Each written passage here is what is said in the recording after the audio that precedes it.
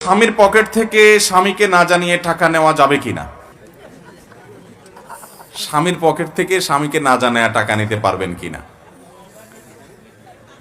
এই প্রশ্নটি অনেক মেয়েদের জন্য খুব গুরুত্বপূর্ণ।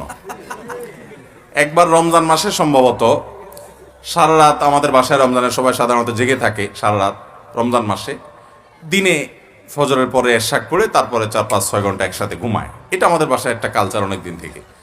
তো বিশেষ করে শেষ দশকে বেশি, আর অন্য সময় অনেক সময় হয়, করোনার সময়টা বেশি হয়েছে। যাই হোক, তো আমার মনে আছে একবার কোন এক রমজান মাসে 1-2 বছর আগে হবে, করোনার মধ্যেই, তো আমরা এরকম সকালে ঘুমাইছি, মোবাইল সাইলেন্ট করা আছে, ঘুম থেকে জোরের আগে উঠছি, উঠার পরে দেখি একই নাম্বার থেকে অনেকবার কল, ধরেন 15-20 বার কল।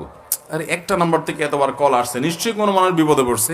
কল ব্যাক করলাম, দেখি ওই পাশ থেকে এক ভদ্র মহিলা বলতেছে, হুজুর আমার একটা ইমার্জেন্সি মাসালা, সেজন্য আপনাকে আমি বারবার বিরক্ত করতেছি। আমরা হ্যাঁ বোন, এটা বুঝতে পারছি আমি, ইমার্জেন্সি না হলে এতবার কল দেয় মানুষকে, মানুষ বলেন তাড়াতাড়ি বলেন। তখন ওই পাশ থেকে ভদ্র মহিলা বললেন, হুজুর মাসালাটা হলো আমার স্বামীর পকেট থেকে আমি টাকা নিলে জায়েজ হবে কিনা, এই প্রশ্নটাই। আমি বললাম, এটা ইমার্জেন্সি মাসালা হলো আপনার? এতবার কল দিছেন, আমি তোমার সাথে কোনো বিপদ হয়ে গেছে। আমার ওয়াইফকে যখন বললাম, দেখো এটা বলে ইমার্জেন্সি মাসালা, তখন আমার ওয়াইফ ভদ্রমহিলা আমারে বলল, তুমিও তো বুঝো না, আসলে বেচারির জন্য ওইটাই হয়তো ইমার্জেন্সি। সে হয়তো তার বখিল স্বামীর পকেটে কোনোদিন টাকা পায় না, আজকেই হয়তো জীবনের প্রথম চান্স পাইছে। অতএব এটা তার জন্য এই মুহূর্তে জানা জরুরি।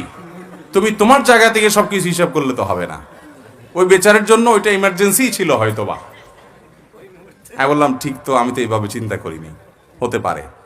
তো যাই হোক, এই প্রশ্নের উত্তর হলো, মেয়েরা স্বামীর পকেট থেকে টাকা নিতে পারবে, এটা জায়েজ হবে তখন যদি স্বামী স্ত্রীর মধ্যকার এই বোঝাপড়া থাকে যে স্বামী জানে তার স্ত্রী দায়িত্বশীল, তার সংসারের প্রয়োজনে খরচ করে, বা তিনি যেখানে খরচ করেন সেই খরচের ব্যাপারে স্বামীর আপত্তি থাকে না। এরকম অনেক স্বামী স্ত্রীর মধ্যে বোঝাপড়া আছে না নাই? অনেকে আছেন যে হ্যাঁ, তার মানিব্যাগ থেকে তার স্ত্রী নিয়ে ভিখারিকে দিচ্ছেন, বাসার কোনো বাজার সদাই অনলাইনে অর্ডার করেছেন, সে টাকা দিচ্ছেন। স্বামীর কাছ থেকে প্রত্যেকটার জন্য আলাদা আলাদা অনুমতি নেওয়ার দরকার নাই, স্বামীর মৌন সম্মতি আছে না? এরকম অনেক ফ্যামিলি। এরকম যদি হয় তাহলে তো আপনি নিতে পারেন, কোনো অসুবিধা নেই।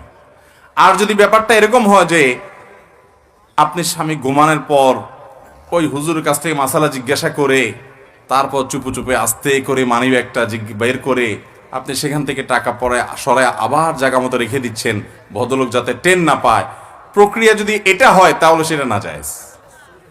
কারণ সেটা হবে কি, তখন চুরি। তখন সেটা হবে কি, চুরি। কোনো কোনো ক্ষেত্রে ডাকাতিও হয় আজকাল, কোনো কোনো ফ্যামিলিতে কি হয়, ডাকাতি মানে কি, সরাসরি ওঠ, টাকা না দিলে খবর আছে। যাই হোক, স্বামী স্ত্রীর মধ্যকার যে খুনসুটি খানসা, তাদের মধ্যকার যে আপনার কি বলে এটাকে, যে তাদের মধ্যকার যে ভালোবাসার একটা সম্পর্ক আছে, সেই সম্পর্কের কারণে একে অন্যের প্রতি যে আবদারের সম্পর্ক আছে, সে আবদারের সম্পর্কের কারণে আপনার নিল, স্বামী কিছু মনে করে না, হাসাহাসির মধ্যে নিল, এটাতে কোনো অসুবিধা। কিন্তু ওই যে চুরি করে করে সরাচ্ছেন, সেটা কিনা জায়েজ? হ্যাঁ, এই চুরি জায়েজ আছে একটা জায়গায়। সেটা কখন? আপনার স্বামী, আপনি অসুখে মরে যান তবুও আপনাকে ডাক্তারের কাছে নেয় না, আপনার বাসায় বাজার নাই তবুও দেয় না। অনেক বিশেষ করে এক স্বামী আরেক বিয়ে করলে অনেক সময় দেখা যায় অনেক জালেম, এই বউর খোঁজ খবর আর নেয় না।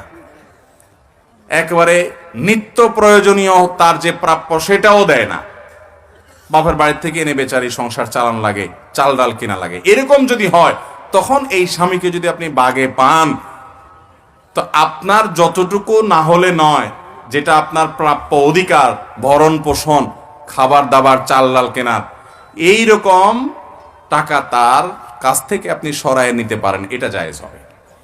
কথা কি ক্লিয়ার? তাহলে স্বামী তার স্ত্রীর পকেট থেকে চোখ বন্ধ করে কেবল টাকা নিবেন, এটা কিন্তু জায়েজ নাই। বিশেষ করে স্বামী যদি আপত্তি করে যে হ্যাঁ আমাকে বলে নিবা, বা আমাকে না বলে নিবা না, বা স্বামী শুনলে নাখোশ হয়, নারাজ হয়, তাহলে সেক্ষেত্রে তাকে না বলে নেওয়া যাবে